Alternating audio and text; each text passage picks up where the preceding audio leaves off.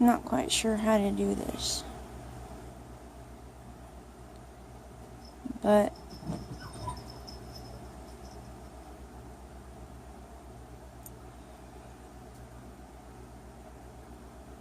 I got some things to say.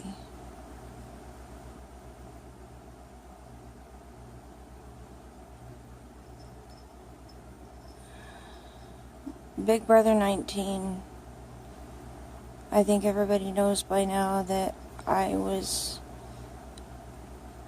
Paul would ask me what to do, and I would tell him what to do, and then he would act accordingly.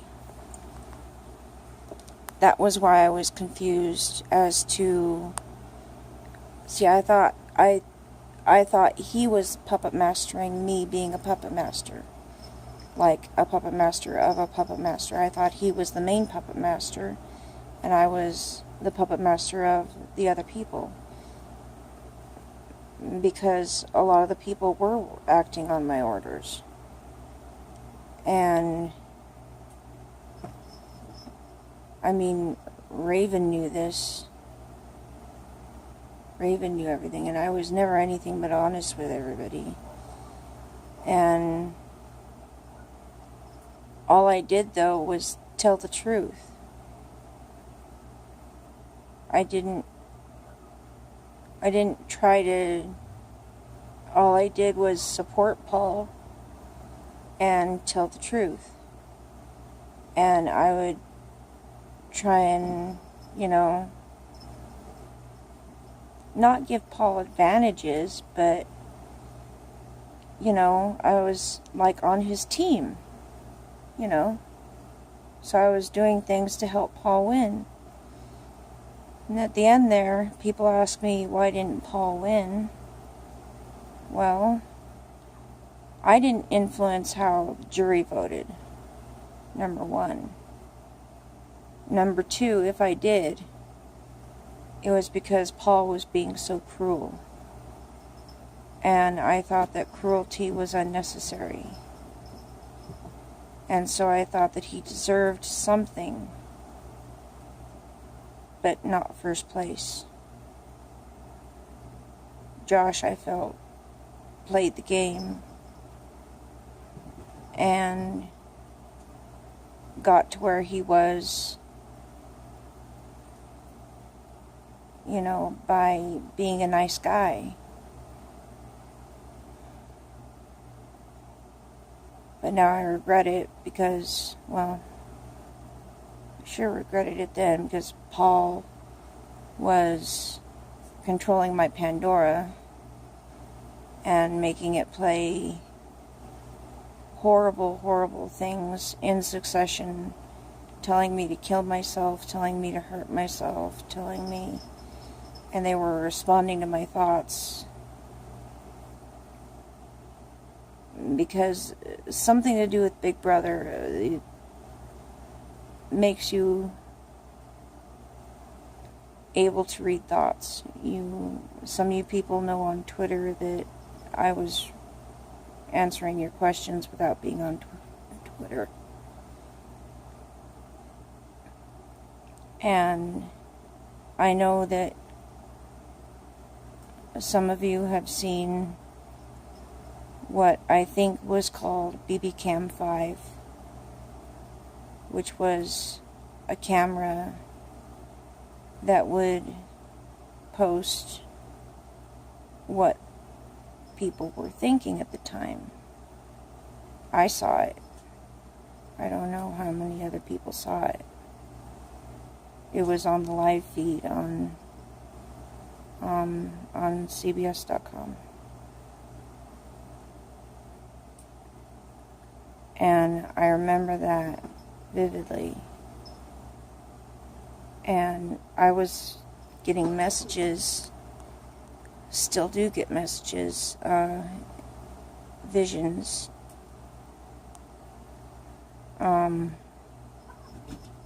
about things that are going on in relation to the game. I can, to some extent, tell what's going to happen. I can, to some extent, see remotely.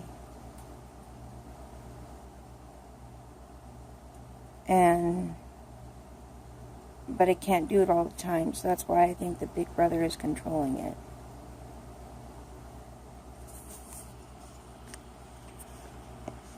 But they told me to tell my story, and so I'm telling my story. So this is part 1 of the story.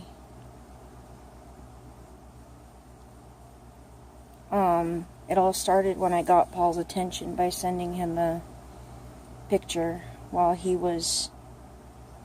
had his phone with him one night while he was, well, it was about 2 a.m., so it would have been about 3 a.m. there where he was. And he saw this picture, and he started talking to both Christmas and to me, and he started, you know, he's the master of double talk. He can talk to somebody and have a completely different meaning from what he's actually saying, and he can talk to somebody, and he can also be talking to somebody in back of you and answering both your questions at the same time. He's a master of that. So he was talking to Christmas, but he was also answering my questions because I was tweeting him, and he would glance at his phone, which he wasn't supposed to have. And then Christmas didn't see the phone, and then Alex came in, and she saw the picture on the phone, because I sent him a kind of a racy picture of me from here up. Nothing bad showing, but me, you know, just kind of, you know, because I was trying to get his attention. And Alex came in and saw the picture, and she started trying to get it across to Christmas that I was there, that Paul was talking to me. But Christmas was so distracted by what Paul was saying because Paul was talking about pounding, and it was weird.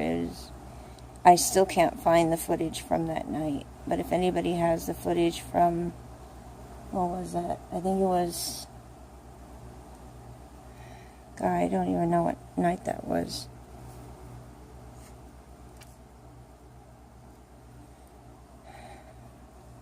See, I had a head injury back then that I was still recovering from. And so a lot of my memories from that time are scrambled or are gone completely. I've recovered from my head injury, I think, but I still have a little bit of damage. And so that's how it started. And then he decided that I was going to help him. I promised him that I was going to help him win at least second place. I promised him that. And so he had a thing in his ear. He had a little Bluetooth in his ear. And everybody thought that he was listening to books on tape in like Russian or Chinese or something. But actually he was listening to my tweets. And then after a while, somebody said something about a rat. Is that a rat? And the earpiece flew out of his, he caught it on something, and it flew out of his ear, and everybody saw it and said, "There is a rat," and they all started trying to stomp on it, and they said, "There was a rat, there was a rat, there is a rat." And so because of that, they invented the rat that Paul caught. Well, that rat was actually just an actor. It was just a store-bought rat. That wasn't a rat. The rat they were talking about was me. Paul started listening to what I would tell him, and I would tell him certain things about the show. And then Paul got caught with the earpiece, and you could hear him saying, no, that's not mine, it's not me. And then I put the phone down, and I realized that they could hear me, and I said, no, wait, I ruined the show. And I said, no, wait, I didn't ruin the show, Paul did. And then you heard Paul say, yes! And then that was the moment that Paul and I became puppet masters. Because I said that it was me and Paul. I said, I think I broke Big Brother. And then I heard Paul say, yes! He was out in the backyard. Everybody else was inside. And they weren't showing the backyard. So he got caught with it, and then I guess they decided that since Paul was the one who perpetrated this, that he would get to write the rest of the show. So the rest of the show was kind of sort of not scripted, but it was planned. Certain things were planned. Like, well, I can show you this book. The book is Dispensational Truth by Clarence Larkin. The book is God's Plan and Purpose in the Ages, Book of Revelation. And it is from 1918. 1918.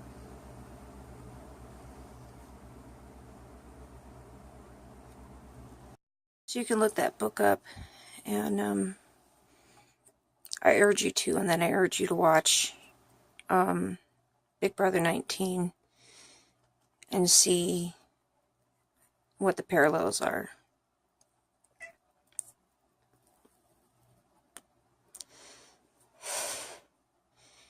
He also somehow was controlling my animals, making them hurt. And he was hurting me. He was causing me a bad pain in my back. Performing black magic on me. This is where it gets a little bit weird. Okay, so we started constantly communicating, me through the Bible and him through commercials on the TV and things on the TV and songs he was playing over my headphones.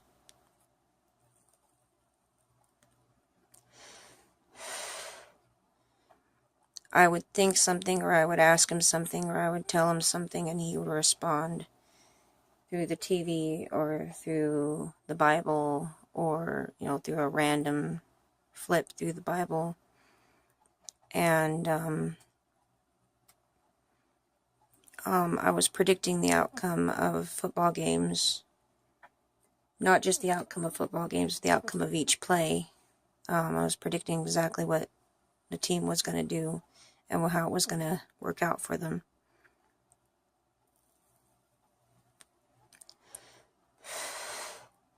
Don't ask me to do that for you, because I don't like doing that. I only do that because I think I'm supposed to, because Paul's making me. And I was doing this through runes and tarot cards, throwing the lagoon.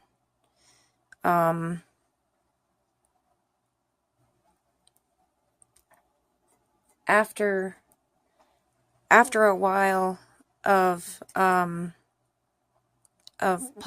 hiding the fact that he was talking to me, I guess the producers decided to let everybody see me, so they all saw me. And see, the reason that they picked me is because I bought, stupid, it was a perfect storm. I bought these cat ears and a petty hat from Alex's website. And she said on her website that if you buy these, that I might put you on TV and have you followed by a webcam. And I had forgotten about it because of my head injury. I had a really bad head injury, and I re-injured it several times during the show. And so I bought the ears, and then I subscribed to CBS, and so they could see me through my smart TV. And then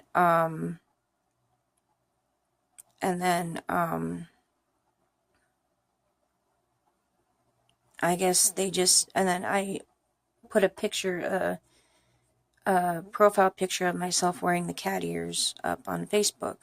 So they picked me to do all this. But I've already all my life been able to predict things. I've already all my life been able to make things happen and predict things and put out street lights and things like that. I can't wear watches because the batteries drain too fast. And I can't wear wind-up watches because they just stop.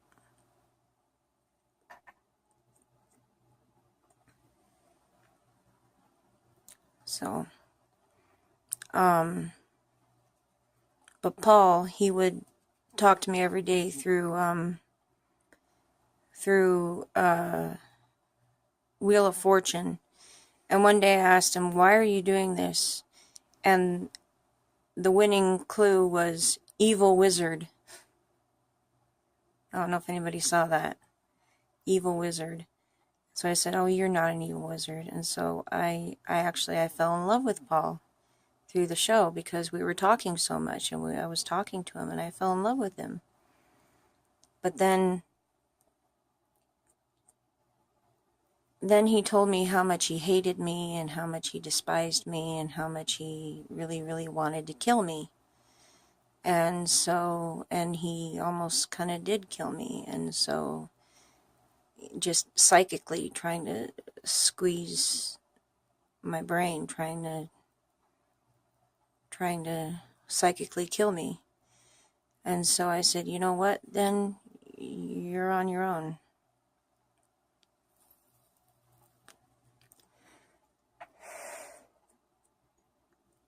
So we're supposed to be a team, and I still support him, and I don't hate him.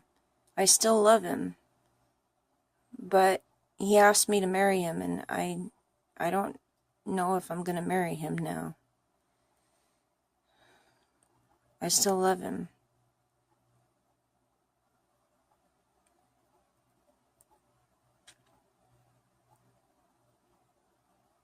But I'm just being honest.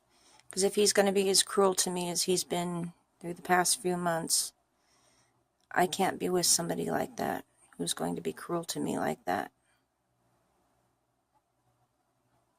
I can't be with an abuser. I left an abuser. My father. So, I expect a whole ton of questions on this. So, go ahead. Ask away. Oh, and you know, they kept using the term Gwhy on the show. Gwhy means ghost. They were referring to me whenever they said Gwhy. Because Gwhy and Gwhylo means ghost lady. So they were referring to me, Gwhy. It's not spelled Gwhy. It's spelled Gwai. Gwhy. It means spirit or ghost.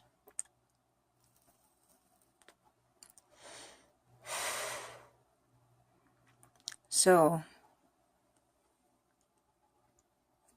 I am Gwhy. And I expect a whole lot of backlash about this.